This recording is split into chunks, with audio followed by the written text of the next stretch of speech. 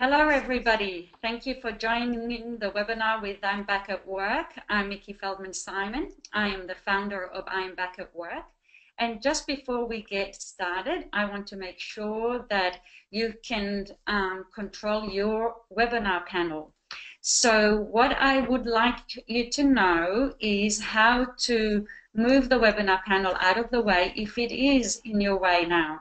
So your webinar panel is going to look like either one of these images. When it's closed up, it's like the image on the right.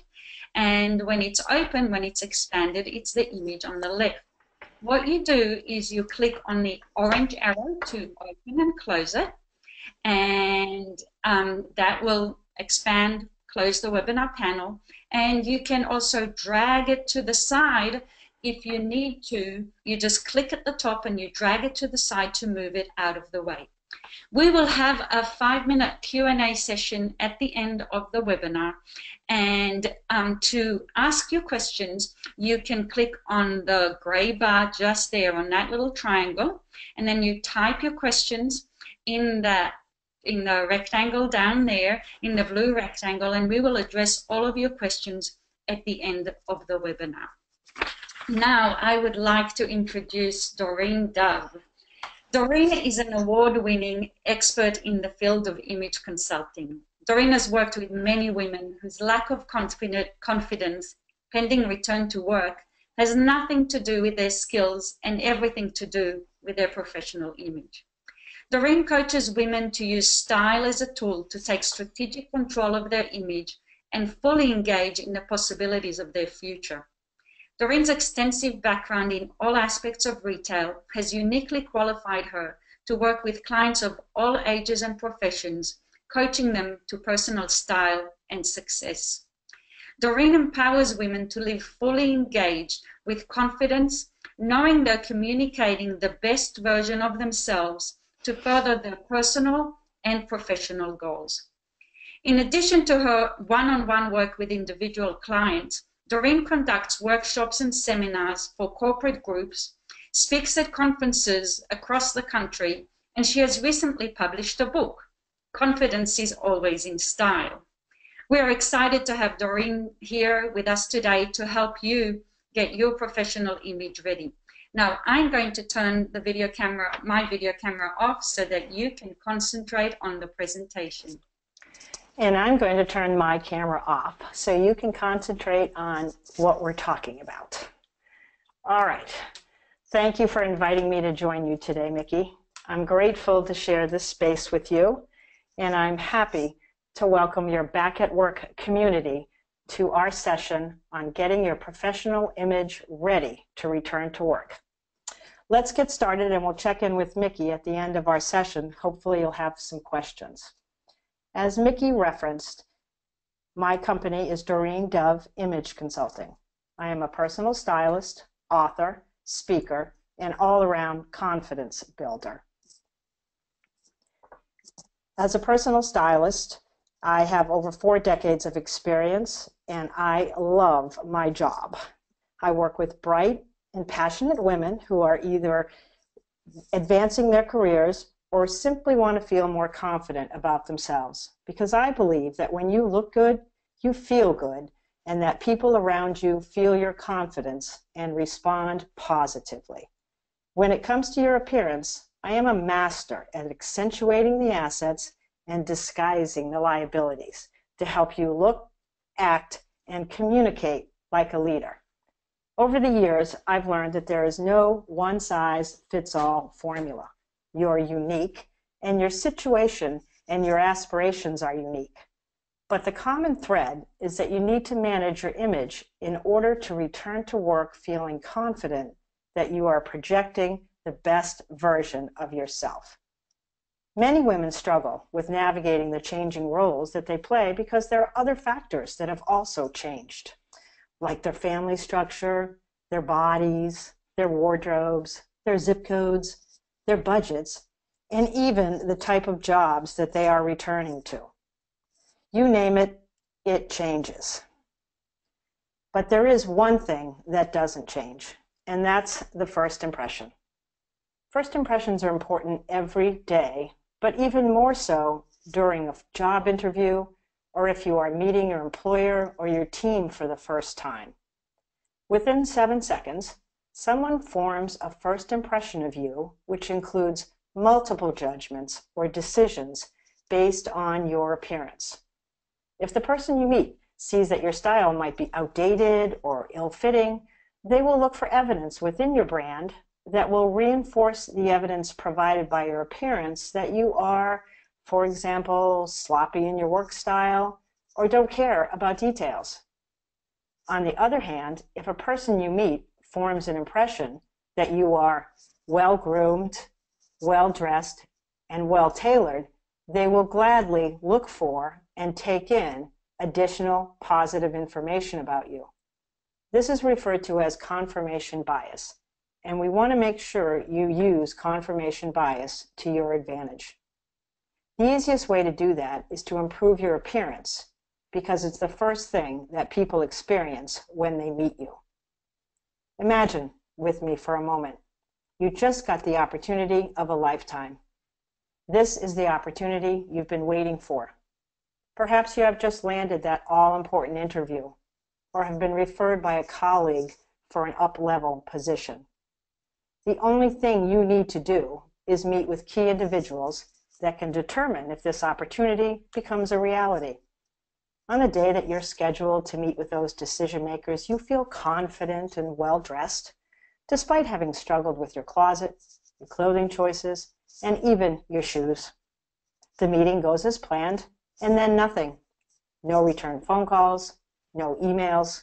You find out days later that they didn't choose you because they said you didn't project the right image. You are stunned that your image is negatively impacting the outcome of your dreams. It was like the opportunity you were waiting for literally got blown away. Well, here is the good news. The outcome is absolutely under your control because you can influence that first impression by improving 3 components: your appearance, your attitude, and your overall brand. And you must remember that the first impression may not even be in person. It might be a phone call, or it might be an online first impression. We want to make sure that all points are fine-tuned for you and that your brand is a complete circle without gaps. Let's start with your appearance. This includes everything that can be seen and understood in the first 7 seconds. Your physical fitness, or lack thereof, your hair, makeup and nails, your clothing choices, including the quality, the fabric, the color, the style, the fit, your accessories, your shoes, and even your overcoat. In any situation where you only have one chance to quickly impress, it's important to ensure that you create the best first impression, because before you ever even speak, the other person has made definitive judgments about you. If you show up looking like you dressed in the dark, the chances are high that the other person is going to apply that perception elsewhere. Perhaps they'll assume that you have a sloppy working style and that paying attention to details is not your strong suit. Our appearance is a form of nonverbal communication and one that speaks very clearly. Let's check your attitude. As an image consultant, I often find myself in a room filled with smart, beautiful, powerful women. I recently brought a client to a breakfast where Arianna Huffington was the keynote speaker. Once seated, I asked my client to take note of the next 8 women to enter the room and tell me which ones entered looking confident and which ones entered looking uneasy. She was spot on with the same observations that I had. The confident women had dressed for the occasion, were well-tailored and well-appointed. They looked good, so they felt good, and they entered the room with a positive attitude. The less confident women had, for whatever reason, put something together that morning that they thought would pass. They no doubt struggled from the minute they opened their closet doors, and as a result, entered the room uneasy, with eyes down, shoulders lowered, and they looked around for a seat where they could just blend in. The way you present yourself makes a huge difference in how people perceive you, and not just in a superficial way. People make judgments about your abilities, self-confidence, and savvy based in part on what you choose to wear and how you carry yourself. Your attitude is a form of expression. You can choose to be happy, positive, and optimistic, or you can choose to be pessimistic and critical with a negative outlook on your workday. Your body language also expresses your attitude. Do you look energized, or do you drag yourself into the room? Do you look stern and unfriendly, or do you look happy and approachable? People will notice and remember. And while you can certainly overcome a negative first impression, why create a hurdle for yourself? Let's talk about your brand. If you're a professional, every branding second counts, from the interview to the daily job, the networking, the meetings, the potential for advancement. Research indicates that people are more likely to hire, promote, or do business with us if we present our personal brand as polished and well put together.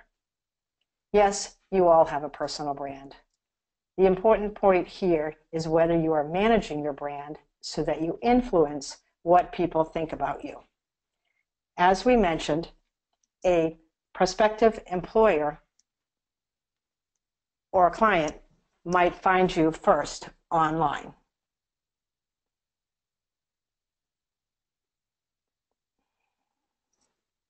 What does your digital footprint say about you? What one word would we use to describe you once we have either met you in person, observed your attitude, or Googled your name? For example, if you use the word responsible to describe yourself, we would expect you to have a spot-on LinkedIn profile, complete with testimonials about how responsible you are. We would expect you to dress in a certain way, behave in a certain way, and communicate in a certain way. If you settle on a word to describe yourself, then you must ask yourself, does my appearance, my attitude, or my digital footprint reflect that? And what word would others use to describe you? If you are using responsible, but your coworker uses fearless, you may be sending mixed messages. You want to strive for a very defined brand, and you want to make sure that you are sending a very clear message. Your online presence permanently impacts your reputation. You need to make sure it reflects you in a light that best suits your future aspirations. Your online reputation should say exactly what you want to say and no more. What does the first page of Google say about your name? Twitter, Instagram, Pinterest? Where do I begin is the most common question asked by professionals looking to improve their brand and advance their careers. And sometimes it's just a matter of getting your ask in gear. But trying to get professionals to use their voice oftentimes goes against the core of their upbringing, and it is something they have to be taught or empowered to do.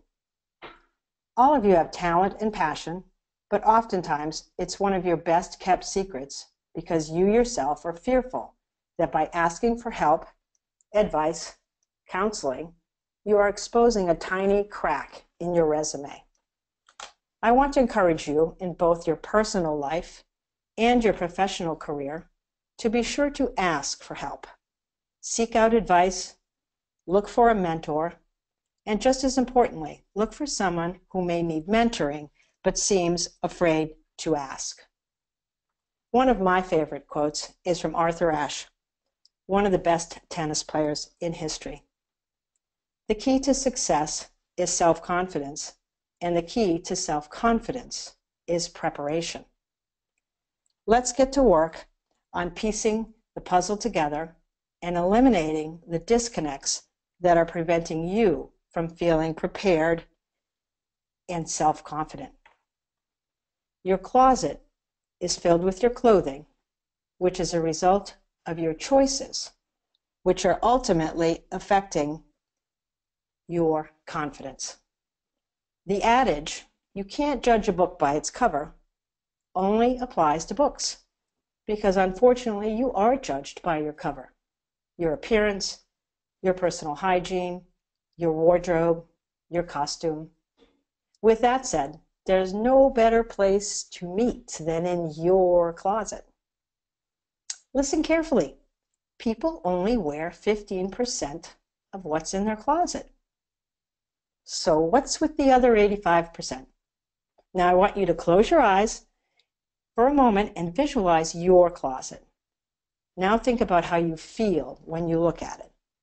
Visualize the space or lack thereof, the assorted Target hangers, the plastic bags, the shoe boxes, and the piles of workout clothes, dog walking clothes, laundry, and dry cleaning. Does it look like this? Let me ask you, if you walked into your favorite store tomorrow and it was set up like your closet, would you stay? Would you be inspired? Would you even be able to find anything? Quite often, the core of the problem starts with what's living in your tool shed, your closet. You may have a messy closet full of clothes and nothing to wear because what's in there is outdated, out of style, the wrong size, or maybe even the wrong character for the role you're currently playing. On any given Monday morning, as you're selecting your costume for the day, you may feel a sudden sense of overwhelm. You shut the closet door. You've got a meeting that you have to get dressed for, and you're dealing with the drama of your black pants being at the dry cleaner yet again. Your closet should be an intuitive, inspirational source of joy. Listen, we can't build a house if we can't find the tools in the shed. Your items should be set up by category and set up in your closet with tops on the tops and bottoms on the bottom. Today, if I can get you to start thinking about your wardrobe by category, that will make all the difference in the world for you. As a buyer in the industry of both menswear and women's wear, I had $6 million a year to spend in the market. Every dollar of my open to buy had to be calculated by category so that when you, the customer, walked in any of those stores, I had an ample supply of suits, jackets, skirts, pants, dresses, blouses, sweaters, shoes, and accessories for you to choose from. And from this day forward, I want you to approach, plan, budget, shop for, and dream about your wardrobe by category.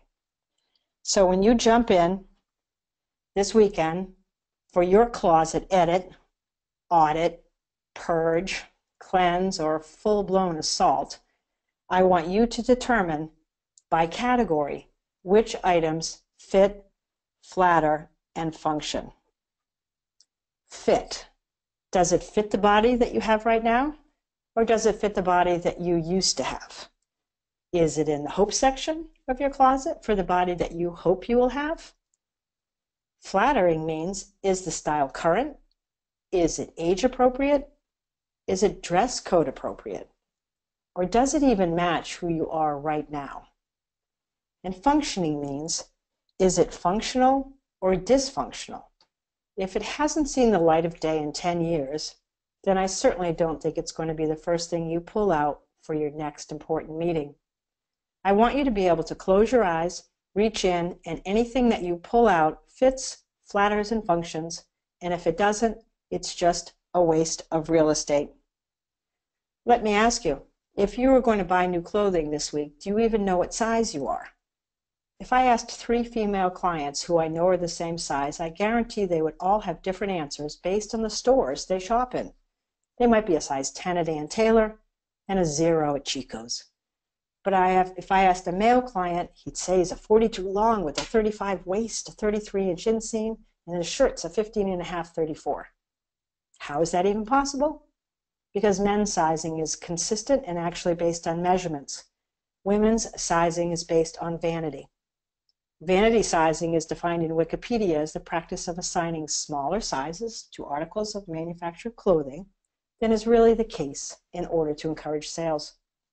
So your first line of defense is a tape measure. That will be the best tool in your style toolbox. You must take the time to note not only your height and weight, but also your bust, waist, hip, inseam, outseam, and even your preferred jacket length.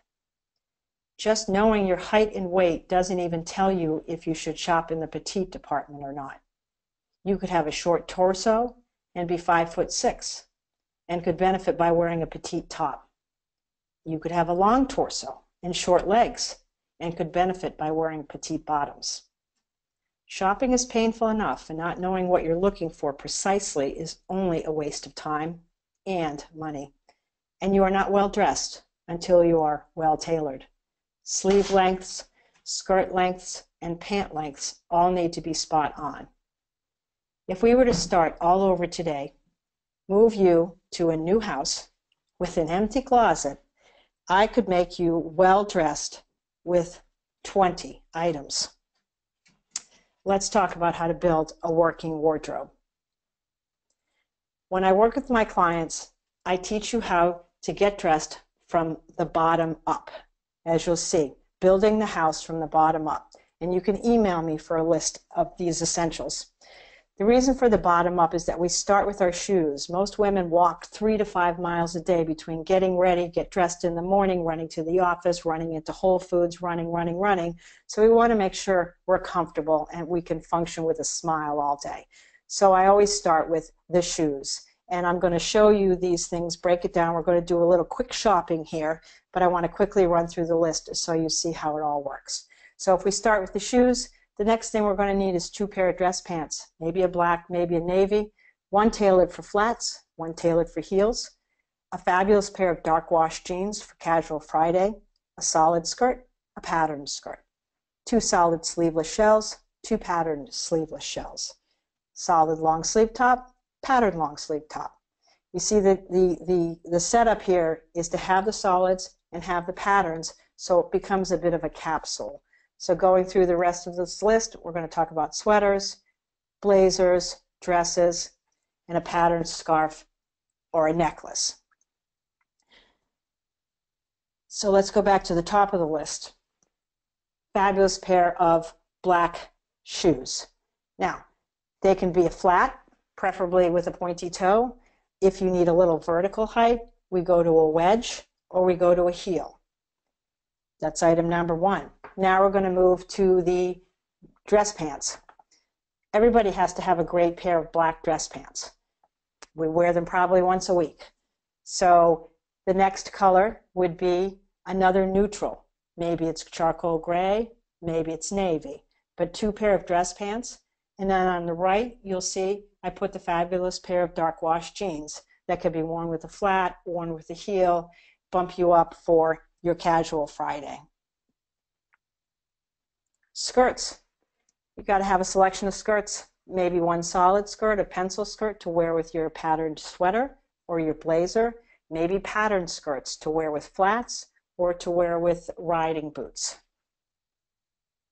The next category are sleeveless shells. Everybody needs to have some sleeveless shells. Oftentimes we work in an office or we have hot flashes and we've got to peel off our jacket.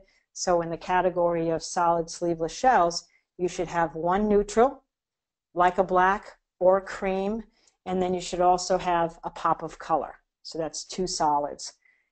Patterned sleeveless shells, you want to make sure you pick a pattern that's going to go back to your neutral bottoms. You see she's got this paired with a black pant. She could also pair that with a navy skirt. So you want to think of it in advance and how it's going to work with the rest of the things in your wardrobe. Now we're long sleeve blouses, and the same applies. You want to have a selection of solids and a selection of patterns. And again, in the solid, you want to have one good neutral color, probably cream or white, depending on your coloring. and then a pop of color. The same for the patterned long sleeve top. You want to make sure you pick patterns that work back to your solid bottoms.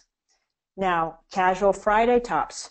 Oftentimes, casual Friday could just be a great fitting pair of pants and a nice top with nothing else. So I threw a couple of these in as an option for a good look. And these blouses hide anything that's going on in the middle. They're not really draping, but yet they're loose and comfortable for office wear. The next thing on the category list of essentials are sweaters. Now, sweaters don't always have to look like a Mr. Rogers cardigan. They have fabulous sweaters nowadays that are fitted, that almost look like jardigans or jackets. So you want to infuse some of those.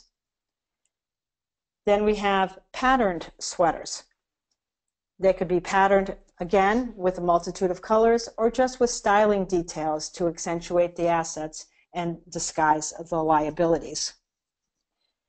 We move down to jackets. Everybody needs some sort of a jacket. It's the power piece in your wardrobe, and it could be this power piece if you're in banking or financing or a corporate environment, or it could be something with a little bit of pizzazz and color. You see everything's working here. You've got your neutral bottoms, your neutral tops, your patterned shells, your pops of color. Same when it comes to your other jackets. We want to have a jacket with a pattern. That way there you can match them back to your solids, or you can accentuate the neckline and look a little bit more stylish in that outfit. The next category is dresses. You want to have a solid dress in your wardrobe. Now, if you're warm in the office, then go with a sleeveless dress so you can put on that fabulous solid blazer we just saw, or the fabulous patterned sweater that we just saw. Or if you want to be once and done and make it easy, pick sweaters that have sleeves so that you don't have to deal with any of that going forward. So moving down the list, short sleeve dresses, also a nice option. So when you search for things, search for sleeve length, neckline, length of fabric, fit. All of those details come in when we're styling you. And again, just a great dress for the office, once and done. Moving down our list of essentials, we talk about scarves and or accessories. So have a plan for those. Make sure they actually go with the items that you have in your closet. And then now I want to tell you how you can pay for those essentials. So this list is broken down, these price points that I applied here go to stores like Banana Republic or Ann Taylor. And as you know, we never pay full price. I always encourage my clients to use a coupon, wait for a sale. That's why we have a list. So quickly, these numbers that I've signed, you see the bottom line there. The total dollar amount here is $1,445. But of course, that next line is I'm going to encourage you to wait, buy them on sale, save 40%. So now you're down to you save $578. You're paying $867. The next thing I do is divide it by 20. So now you're actually paying around $43 an item. And then I divide it by 52. So if you wore those black pair of pants one time a week, your cost per wear would be 83 cents. So the important point here is that I want you to understand that you do not need a lot of clothing, you just need the right clothing. And as evidenced, I want you to invest in the classics and orchestrate your own success. Take risks that are calculated, not crazy. And as I move towards wrapping it up and hopefully engaging in some active Q&A, I want to summarize a few points to not only a favorable first impression, but also a stellar business practice. Make your image a priority, and it will serve you well into the future. Always have a positive attitude, manage your online profiles, and ask for help. If it's time to outsource your style and engage in a complimentary consult, you can reach me here, Doreen Dove, free consult. And in closing, let me remind you that we outsource everything today. So you can outsource your style, start with my book, which will guide you through the steps of discovering your style, editing your closet, knowing how to dress your body shape, and how to accessorize and shop like a stylist. You can find that at DoreenDove/author. Also, don't forget you could download those essential slides to create your little shopping list. And I look forward to hearing from you. And I think I've come to the end of my presentation, so I'm hopefully going to turn it over to Mickey and ask if she has any questions queued up. Thank you so much, Doreen, for that great presentation. And I hope you all enjoy your next round of shopping. We do have a couple of questions. Anne wants to know, is there a certain time of year that women should update their wardrobe? There certainly is, and this is the perfect time actually, because your closet really should only reflect the season in which you are dressing. So in other words, right now it's full of wools and heavy clothing, and we're starting to say, oh my goodness, it's a nice day today, what am I going to wear? So before you put all that winter clothing away, move it to another closet or store it, make sure you wore it, make sure it's something you want to see again 6 months from now. And now when you're bringing out your spring clothing is the perfect time for you to look at this list that I've just provided and say, gee, do I have 2 great pair of dress pants? You know, I'm going to work this week. I need to know I've got a pair of pants, you know, a great pair of shoes, a solid shell, a patterned sweater, a necklace. So now is actually the perfect time to do that. When I work with clients, I teach them how to keep control of your wardrobe all year long and live by less is more. As long as it's the right stuff. Okay, one more question from Regina. What would you generally recommend to wear for a job interview at a software startup? You want to know a little bit about the company, obviously, and have looked around, maybe checked on LinkedIn for some of your coworkers to take a look at what they're wearing, what their image is. Nowadays, the word casual Friday has really become a terribly gruesome notion because people have taken it to the extreme. So I always recommend to my clients, don't be afraid to be the best dressed woman in the room, no matter what. Now, with that said, I certainly don't think you're going to walk in a navy blue Brooks Brothers suit for a startup. But like I said, that great fitting pair of dark wash jeans, you know, a nice sweater, always accessorize. You want to take the time. You want to make sure you have color, texture, and shine in your outfits. And you want to make sure that you are the best dressed person in the room, no matter what role you're dressing for. I agree. I also think that that great fitting black pair of pants is always a good choice for an interview. It's building from the bottom up. Start with a good shoe, a good pair of pants, and then the rest is frosting. So if you've got those things in your wardrobe, I teach my clients, you know, your day starts with your shoe and your trouser, and then from there you can be as creative as you want to be. But it has to fit well, has to flatter your body, has to be age appropriate and environment appropriate. And then your confidence will soar. Thank you, Doreen, very much for joining us, and thank you all for joining I'm Back at Work, and I hope you join us again for one of our other webinars to help you get you on your journey to return to work. Thank you. Thank you.